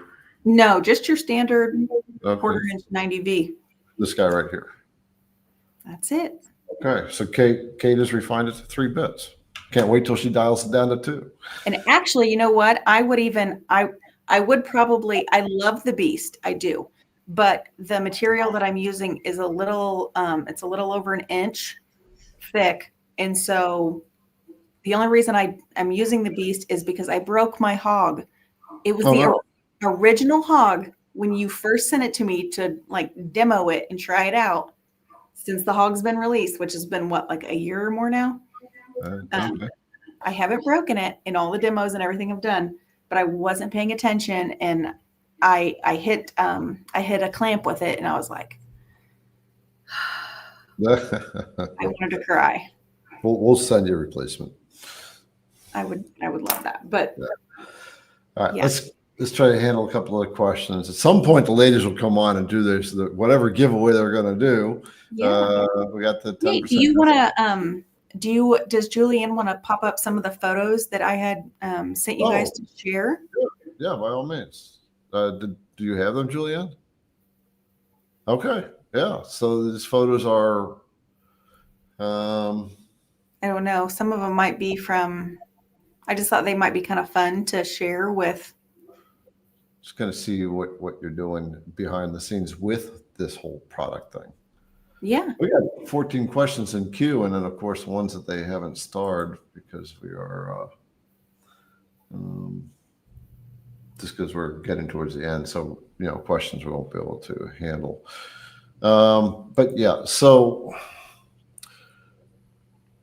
guess she's working on them. So let's handle another question from Frank. What is your daily, weekly routine for business? Do you think he's asking you or for me? I think he's asking you, since I don't make product to sell like that. Okay. Right. So Frank, since I'm a working mom, I normally start my day out in the shop around 9 a.m. I usually get up about 6:30. And then I do my stuff around the house. I need to do, housekeeping, getting kids to school, breakfast, dishes, cleaning up, getting things ready for the day, running around here like a wild person trying to get stuff done. I'm usually out in the shop by 9. I sit down with my computer. I look at the orders. I look at, any messages, emails, things like that I need to respond to. It usually takes me about half an hour to do that kind of stuff. And then I usually get moving. I have my boards. I have my sawhorses set up. I have a big, 30 by 48 pole barn. And then my shop is attached to the back of that. I don't know. It's like a 15 by 38. It's heat and air conditioned where my CNC is. So I'll go out into the pole barn. I'll do all my staining, boards, anything like that. that I need to do, and then come back in, and then I already usually have boards that I'm going to be working with that day, so I'll get them on the CNC. I'll start running toolpaths, get things moving, and then after that, when the CNC is usually running and carving, I'm usually also working in the background, pulling things for like shipping material. So I'm like, pulling out bubble wrap and start like, tearing that apart, start like assembling boxes and putting those things together. And like, once I get the boxes assembled, I put the bubble wrap in there. I have a card and some stickers and some other little fun little things that I'll like candy and stuff I'll put in there with them, ready to go. And then when that's done, I usually go back to the machine, change the bit, run the next tool path, keep going. And then by the time that's done, I'm usually pulling parts off. I have some sanding and touch up to do on the parts. So I usually get going on that. Oh yeah, there's Indy. So obviously I'm in the white jacket. That's our lab. This is the judge that was looking at us really closely. That was actually I won third. Ooh, there's feedback. Third in groups, which was pretty cool because there were about 12 dogs that were in my group, and we got third. So that was pretty cool.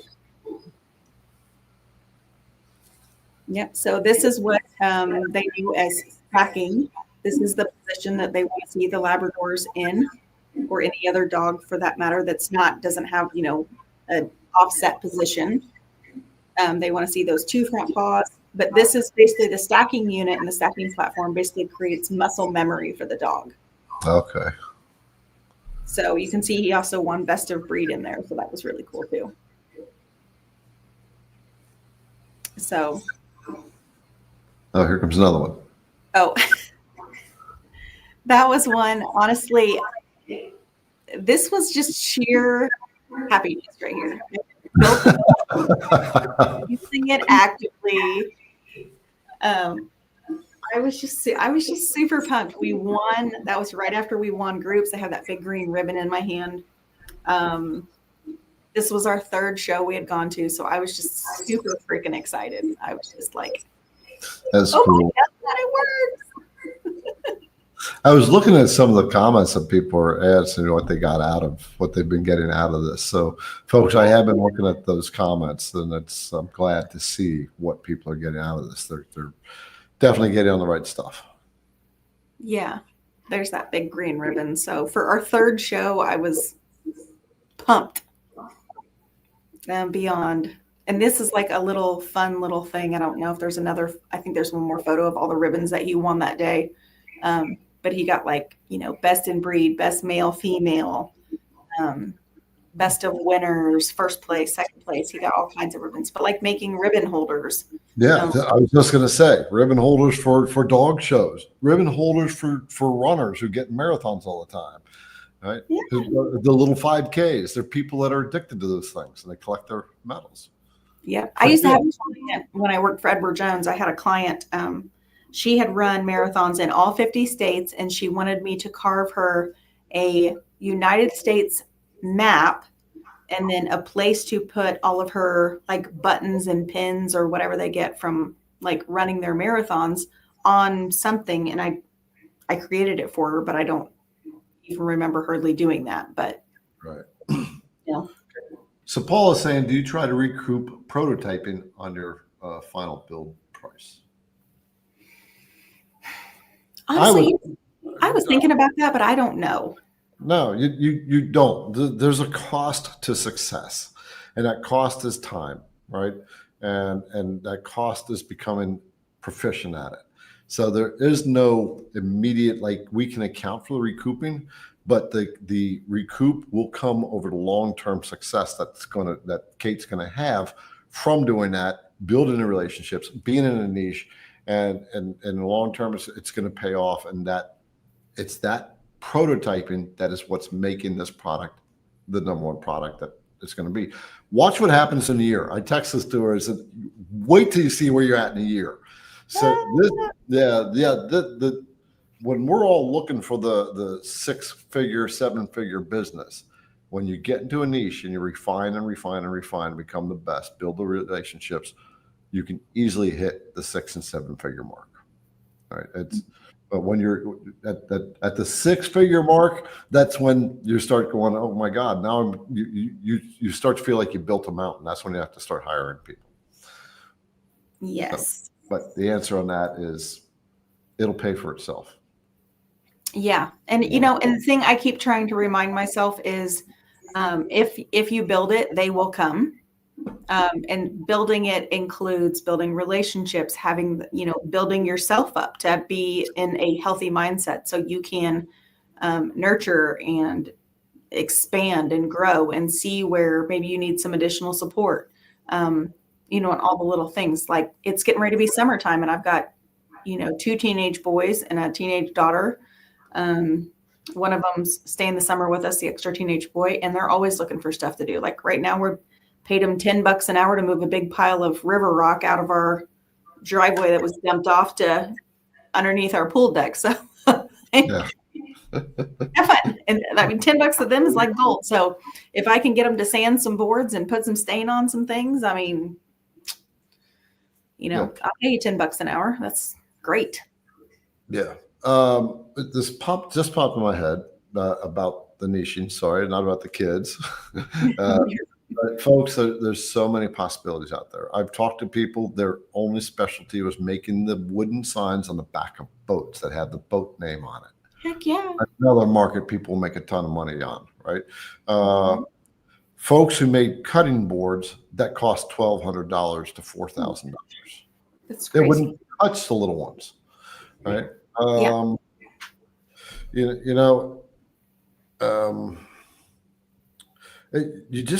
have to be open. Just let yourself be receptive to the world around you, and don't try to find it. Be receptive.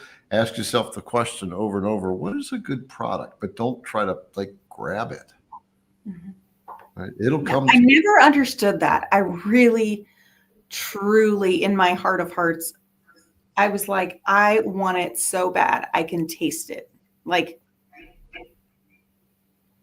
I don't even know how to really fully explain the depth of it. I don't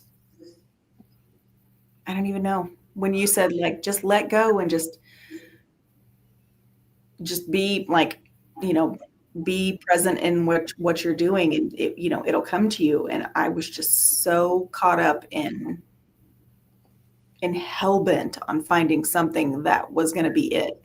And I mean, now I'm not going to lie. I mean, it has taken me a year and a half, 2 years, but I feel like unless you're just like an instant success, you know, like Ryan Drapella with his, you know, wallet and key and money holder thing like that thing, that product, wildfire, like stroke of genius. Yeah. You It came to him in the middle of the night when he's bawling his eyes out. Right. Yeah. I love his. Yeah. He paid the price. Right. You paid the price. When you want it so bad and you're not willing to give up, but you're willing to finally let go, it'll come. Yeah. Patience. Find what you're passionate about. That's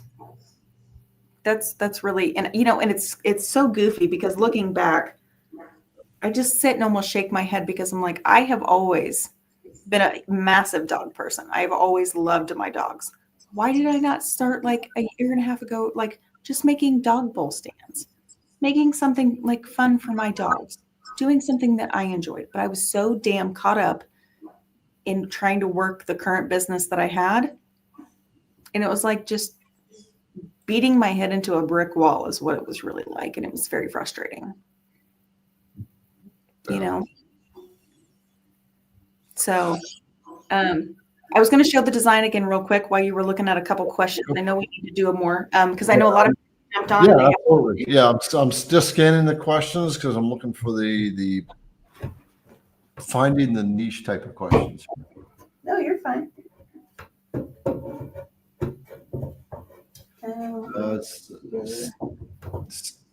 Steve asked, how many ready-made parts do you have? Except for the personal pieces. So the ready-made parts would be 1, 2, 3, 4, 5, 6, 7 out of the 8 would be ready-made. So You don't need to build up a lot of inventory, but if you know you build one or two, and if it's moves, then you build another one. You can so tell people I have to look at it. Go ahead. Oh, I was just going to say, so this is the stacking platform for those who have not seen it. So obviously this is the 90-degree V-bit here. This is actually an order. I still need to, I'm going to finish staining all of the area. I just got this cut today, so I wanted to at least show you guys what it looked like. This piece here is a different material that I was talking about and testing. It's a little bit thinner than the standard one here. But it's very lightweight. So shipping all in all, it's about 15 pounds. And that's with the box, the bubble wrap, all the extras, yada, yada, yada. But the stairs they just come right out, and every little measurement and every little detail. So you can actually, so like I was saying earlier, so if you have like a poodles they have 1 foot out front and 1 foot in the back. German Shepherds are the same way, but they always have their front paws across. So this piece here is one solid piece, but these are, and so you can move them. So like say you had puppies that were going to grow into a bigger dog, you could buy this medium size instead of the large, and then you could set them way back here. You could move this piece back here. So, or if you do have a dog that's one and the other, you could, like Indy, like my dog, you could have his feet here and his feet here. So it's pretty cool. That's the product. And it does disassemble very easy. I just don't want to disassemble it right at the moment because I feel like that's together comes apart pretty easy. Yeah, we're almost at 9:40, so we'll handle one more question, and then unless you want to handle more, I'm okay. Well, that's up to you. Keep going and waiting whenever the girls decide to jump in and do the giveaway, because we can't end until they do that anyway. So Julianne, she's sitting there going, Liberty's got the little smile going on. Yeah, we're in control. They know it. Oh my gosh. Okay, yeah, let's tackle some. So I really like this question from Paul. Icon Glassworks kind of said the same thing. What's the best way to get out the word of some of your products, type of advertising, platforms for advertising? Okay, so my biggest thing is Pinterest is a free way of advertising. You can create a business account. You can take pictures of your products. You can do free advertising on Pinterest. They actually do have a paid option as well. But as long as your keywords and your SEO, your search engine optimization words, and you can actually do like a quick search on Google to see what those keywords might be for your particular product. That's everything right there. Getting into certain types of groups, word of mouth, finding the right type of people to help maybe support your product. Like I've kind of said all along, like building these relationships, finding those people in the community that I know, just by being myself, just saying, hey, I'm, building this stacking platform, like building people up to it, letting them know what's coming down the pike. So I'm just really excited to keep spreading by word of mouth, which is huge right now, because in smaller communities and smaller niches and micro niching, that's huge, because when it catches fire, it's going to be wildfire for sure. Type of advertising. So my shop on Etsy is Buck and Indigo's Pup Co. I kind of came up with something a little catchy. It's both of my boys' it's both of my black labs' names, Buck and Indy or Indigo. So I do what do you want to say? I do a lot of the Etsy advertising, which is paid off huge, because if you look on Etsy right now for dog stacking platforms, mine comes up first, which is great. Actually just got a notification on my watch a second ago that said someone favorited my shop and sent me a message. So All right. to a sale. So I'm super pumped about that. Yeah. And here's one of the cool things about you on Etsy. You said there's only about 10 other people that are on Etsy in your product, which tells you that it's a very niche market, right? So you can find those rarities like that too, where there's not a lot of competition. Etsy's kind of good for that, because you can say, okay, let's look up cutting boards and see, 5,000 pages of cutting boards, right? Yeah. That market it's not the people who buy your cutting boards. You're just there's a lot of people doing it, and you can't niche into it unless you're saying, nope, I'm going to go high-end cutting boards. And that kind of person doesn't necessarily have to advertise. The beauty of niching and building relationships and understanding the market, being in the market yourself and having the passion, being involved in it, you don't have to advertise. Eventually, word of mouth is going to come. Mm-hmm. Absolutely. Absolutely. Yeah. I couldn't agree with you more. Yep. And the best customer you can get is the one that comes back for more.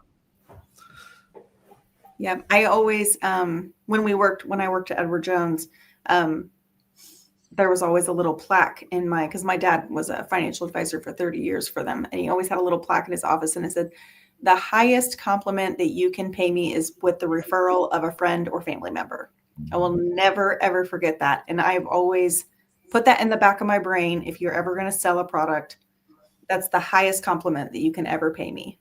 And I love that. So, because if they're going to tell their friends and their family members that about you and the work that you do, that's a huge compliment. So take that. Right.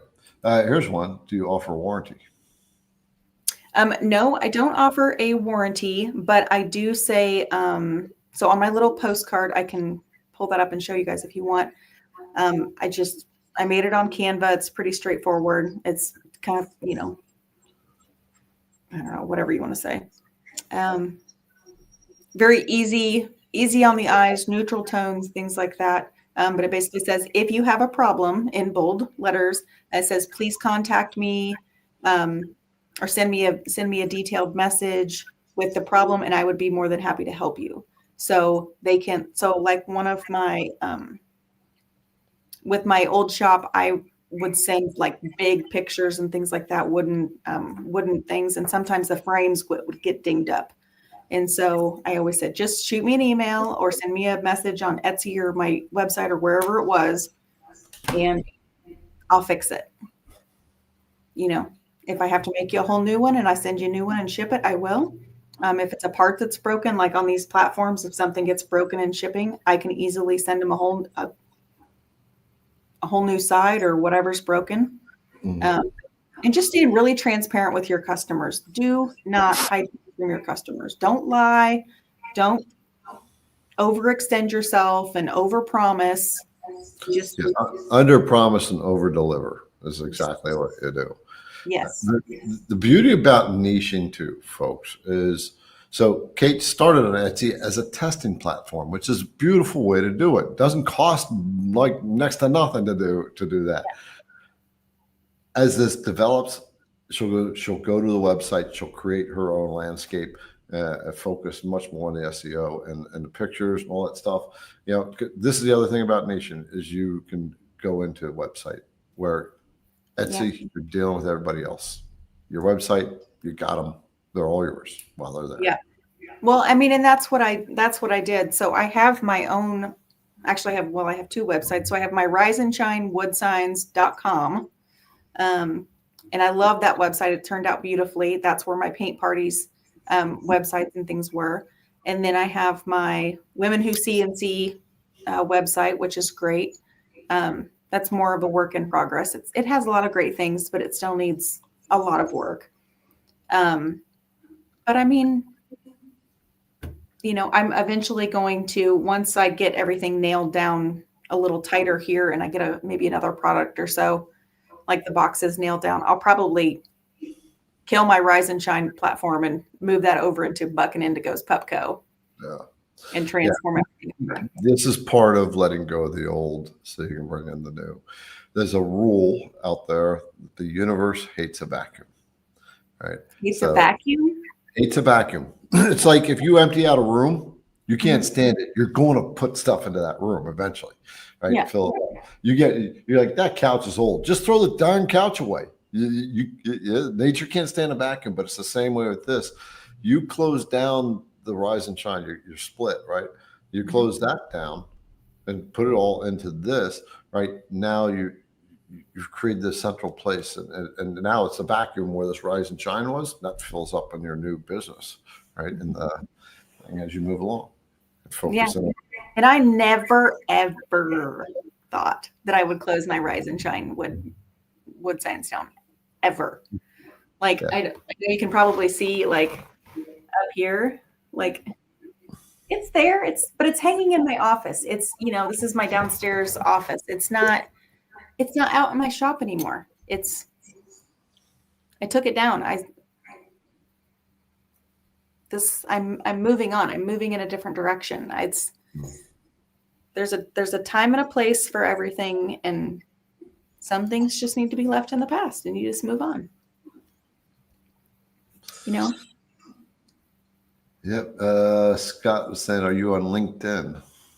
I am. I might be from when I was at Edward Jones. No. I mean, but that's been 10 years since I've been there. So, or not 10 years, like 5 years since I've been there. But right. Don is asking, when are we going to learn about the new bit? So we've been in a development of a new CNC router bit for quite some time now. We've got it developed, we've got it tested, and now we're working on the packaging and stuff. And it's been a long process. The entire IDC team has been involved in it throughout the whole process. Plus the tooling company doing the design, prototyping. It's a totally new bit that everybody's going to want. It's the bit you never knew you needed to have. I love it. I'm excited. Yeah, me too. Me too. Let's see. We got from Prot. Said, Kate, where do you normally buy your materials? My local hardwood supplier closed, and I live way out in the sticks. Do you buy in bulk? Well, Frank, I can appreciate that you live out in the sticks because that's where I live too. We live so far out in the sticks. I have Starlink. We can't even have regular internet like a normal person in 2025. We have to have Starlink for our house. So I can appreciate you living in the sticks. I normally buy my materials. So we do have a local hardwood dealer about 25 minutes from us. But I have really found that Lowe's and Home Depot have been great for what I need.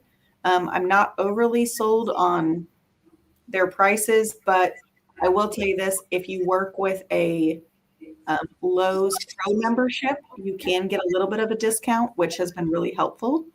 I have not bought in bulk before, but I do have a new Lowe's Pro rep at the store that's close to me. I know Home Depot has the same services. And so you can say, hey, I need 42 of these boards, and he'll make sure there's 42 boards for you when you go in to pick them up. So, Yeah. Buy as much as you need, but don't buy bulk until you know you're going to need it. Right? Yep. Until you know you can project out. One more. Let's see, Paul. It says, Garrett, is it true that you now have a distributor in Canada? You heard a rumor. We are working on that. Right now, we do have someone that sells some of our bits, and it's they'll put the link in there. It's cncbits.ca. They don't have the full line. We're working on getting them geared up as a distributor, so they will have the full line. But there's logistics involved in that too. Every move like that is logistics. Yeah, absolutely. I had one more. Let's see. Okay, so that was the last one that they had queued up. There are other questions in there, folks. I know that there are quite a few other questions in there. I do apologize that we weren't able to get to them because it's almost 2 hours in, and the ladies have to take over and do their thing with this giveaway. Just to remind you, this discount code that you see on the bottom, is that good till midnight tonight? Yes. Okay. Yes, it is. So Eastern time. 10% off IDC Woodcraft in honor of Mom's Day and Kate being on the show. I'm so excited to have her. That discount code Kate Mom 10 would be your discount code to use as you're checking out. As far as this business stuff, well, we'll wrap this up in just a little bit. The ladies have to take over and do their thing. Kate, this is so much fun. This is like my favorite part of the whole show, besides having you back for a day. Oh, yeah, I know, right? Hey, Julie, and I was going to tell you really quickly, I am going to email you the link to my shop. So my Etsy shop, and I don't know if you can post it in the comments or not. Then that way people can kind of like, because I've seen some people like asking, where can they like find it or whatever. I kind of already did. I found it myself and threw it in there. Oh, yay. Okay, good. So, I don't worry about that. This yeah, is how you guys operate. I know. I should have known. it's all good. Well, thank you. I was prepared. All right, you guys. Let's see. We've got 10 minutes till 10. So Yeah, so don't leave yet, folks, because we're going to wrap this up. They're going to do the giveaway, and then we're going to wrap this up. Oh yeah. Yep. Okay. So let me get all my screens showing. Are we telling them what we're giving away? Well, I mean, we could. I feel I'm like, always game for seeing how many people throw in. I know. hashtags. I feel like Before we they can know. explain this one after, like, see how many people just start. Ah! Oh, so we're not I telling don't them. even think it had loaded on here yet before I saw the first comment over here. I couldn't even see the code yet. So what you guys are going to have to like refresh me. I'm over here like in the dark going, what? All right. So So we do giveaways every week. yes, Is this we a surprise gift? Nobody knows what they're going for? we'll give it to him after the explanation. For those of you, including Kate, who haven't actually been a part of this before, we invite you to, on YouTube, enter this lovely code into the chat. This will enter you to win this lovely surprise item. We will pick 2 winners tonight. You only have to enter the code once. So, yeah, keep it a secret. All right. So, thank you for those of you that are entering it quickly. I love it. All And right. forgive me if I sound a little stuffy. I've been out for the beginning part of this week, so Yeah, we've missed Julianne at the office. That's So it. give her some love for give her some good healing energy. like I'm on the mend. Mucinex is wonderful. Oh my gosh, it is. She's pushing it being here tonight. So give her a little wish. That's why I'm like mistress of the dark back here, so you don't have to see my face. Aww. So enter this hashtag in, folks. Rich Rapture says hashtag I love the new bit. Nah. The prize is a flea collar, Mark. You know what, Mark? That might actually be a good, legitimate price if you have a dog. Because have you priced flea collars lately? Because Indy just $8 off, and I about wanted to lose my mind. I can tell you one of them is right here. One of the sizes of it. That looks very long. But nobody. Is it a puppy?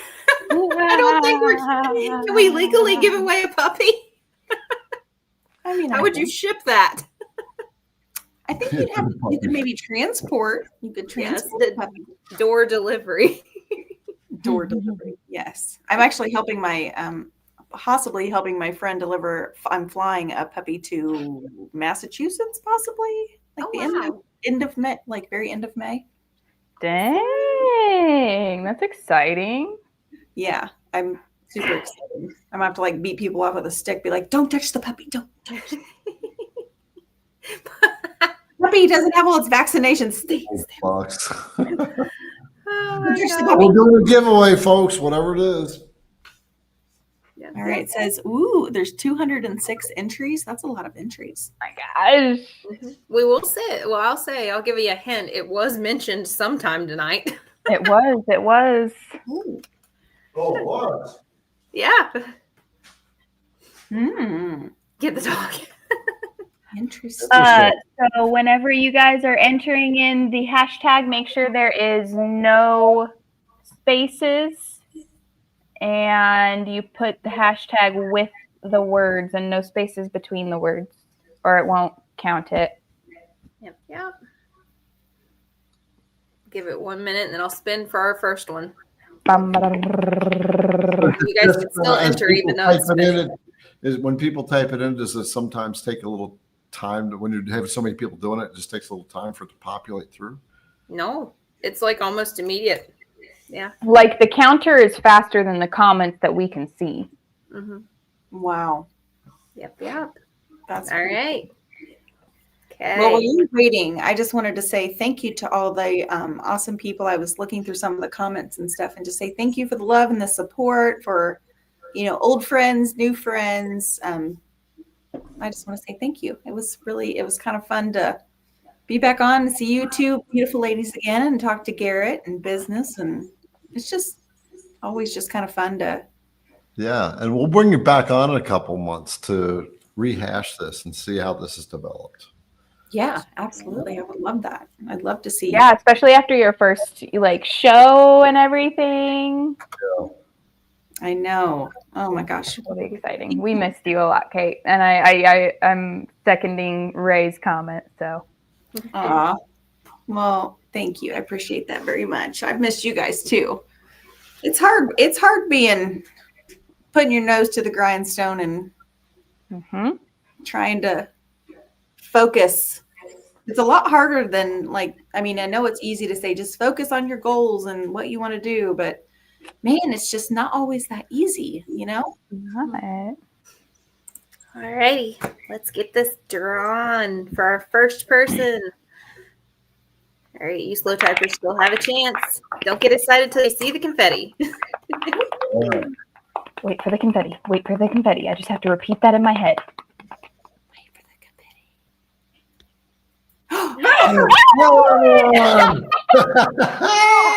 Ellen! Woo! We don't know what you won, but you won. We're not telling.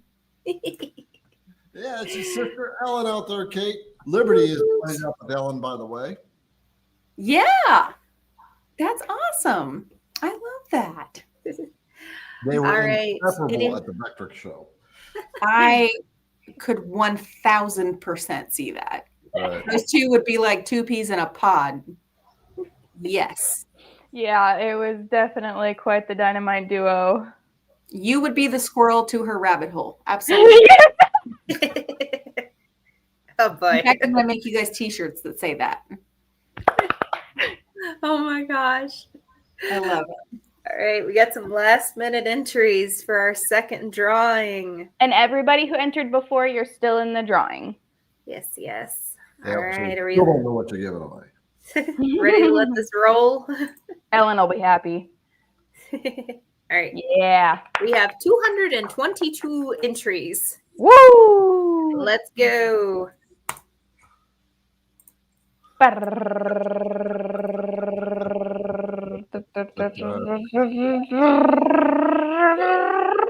Paul! Oh!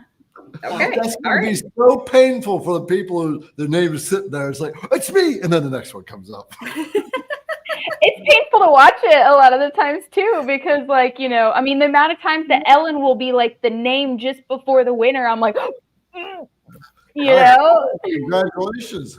What did these guys get? Well, they get to go over to our website and enter our contact us form. Give me their first name, their address, their information. Otherwise, I don't know where to send this. That's too funny. They will not find out until they email you. Well, I don't know. I still may not even tell them then. If Liberty's feeling generous, I mean. That sounds like I'm down for that. people are going to wonder all week. So are you going to announce next week what this week's gift was? Yep. Okay. So I don't know. I'm we'll feeling very, very selfish keeping it to myself now. Because if they can't join in next week, they won't ever know. Kate won't know. It'll drive them nuts. It's driving me nuts. I saw some people that were saying a one-on-one with Garrett. Yeah. We need to know. There you go. Just shows up. Oh my god. Okay,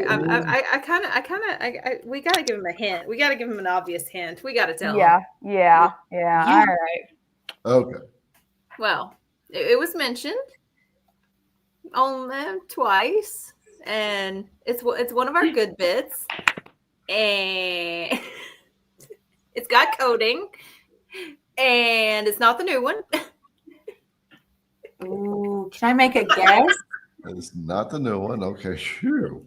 It's Secret. kind of got a mascot. I was yep. gonna It's say already got multiple hogs. Yes.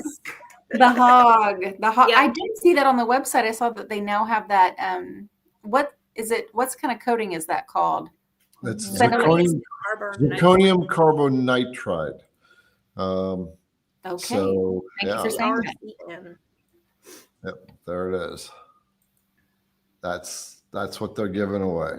Yeah. Nice. They're always giving away. Julianne and I were discussing earlier what to give away, and I was like, "Well, what is she like? Is she using does she have a favorite IDC bit that she's using on her new stuff? Let's go with that." And of course, I mean, it's been a while since we've given away a hog. It's a fan favorite. It has so many uses. I got to use it for the first time. And we also have to send remember Kate a new when- one. I remember when it first came out, everybody was so terrified to use it, and I was like, "Let's go!" And I love that bit, and I really like it. I like it. I can't remember. Correct me if I'm wrong. Is it searing or shearing? Shearing. Shearing. Shearing, like the shearing action. Okay, so I really like the shearing action on the hog because it cuts like butter, and it doesn't like super duper fray the edges on the wood like if you're using pine. Now it still does, but it's not near as violent as what the Beast does. Now I really like the Beast on the on super hardwoods. But man, I really like the hog. I like the hog because of the length of it, and I really like it because it's just the searing action on it. I don't have near as much cleanup, which is so nice for so many things. Yeah, I was honestly very impressed when I used the hog for the first time how clean of a rough edge it left on everything. Yeah. It really does. It's really, really cool. How do they claim their prize? Ellen and Paul? Well, I mean, Ellen, I've got your info, but Paul, you can go to our website and click the contact us form and give us your name and your address and your email and all that good stuff, and we will get it sent to you. What's the subject line? Wednesday winner. All right. So cool. So cool. Congratulations, Paul. Congratulations, Ellen. Yay. My favorite part of the show. And folks, give the ladies, all three of the ladies, some love, right? They're spending their evening with you, right? To hang out and chew the fat. And they just put their time in on this stuff. So, all right, let's, ladies, I'll bump you in the back briefly, and then we'll bring it right back. But I do want to wrap this thing up, put this in a nice package bow on this whole niche thing, right? What would be maybe the three pieces of advice you would give people who are looking to create a business? They want to turn it profitable. You have to make it profitable, otherwise you don't have a business. All right. Yep. What would be maybe one of the 3 pointers you might want to give?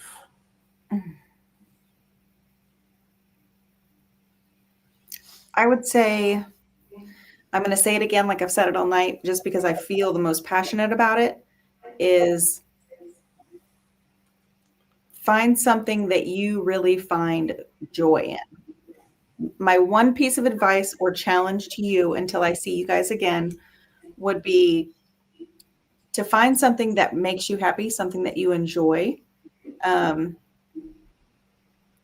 see how you can look at it in a different light and see how you can maybe change that situation or improve that situation.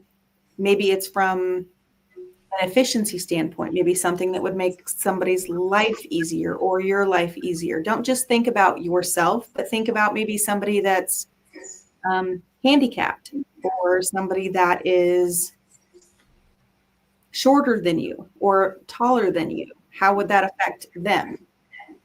You know, try to be really open-minded about the things that your interest, and how can you either improve it or change it, something like that. Look for a product that could make things easier. You know, that's where you're really going to find it. Maybe it's, you know, I don't know why, for some dumb reason I'm thinking about like golfing, because my dad is an enormous golfer. You know, I'm always like, man, he's always carrying around that big old bag, like when he walks. Can I make like a custom golf cart, like a pull behind cart? You know what I mean? Like, think, just like very open minded about. That's my challenge to you instead of a tip. Try to look at the world around you in a different light. Yeah. See what sparks. See what comes to you. Yeah. I always say, don't try to grab it. Just know you want it. Declare that you want it, and then let it come to you. Right. Yeah. It's like chasing money. You can never get wealthy chasing money. Yeah. Yeah. Thank you for the I saw a comment come through about the from Peter about the 10-part series that we did. You guys just know, when you watch that, I was a whole different person. I was like mess express. I didn't know whether I was coming or going half the time. So when you watch it, just watch it with a grain of salt and know that you can see me now and that there is growth that happens from doing the hard work, you know. Yeah. And it takes time. It takes time. Be patient. Mm-hmm. All right, sister, thank you for taking your night off to share this interesting subject. I was so excited to have you and to get into this, because I know now you see what I've been trying to, had been It's teaching. like, yeah. oh. And you don't in business, you never see the path until you've made it. You can't tell how you got there until you got there, and then you can look back, right? Yeah. And next year, it's going to be this head is going to be bigger. It's going to be more expanded. You're going to think differently, even more. I hope so. It never changes. All right, folks, we are going to check out. I'm going to bring the ladies back because they have been in the background, keeping everybody square and straight, and they always do, and sneezing and what have you. So anyway. So we all, with our love, wish you a great Wednesday night. Do we have anybody coming next week? No, just me. Okay. At this point, just me on the live show next week. With that, have a great CNC day, weekend, and we will see you next week. All right. See you guys.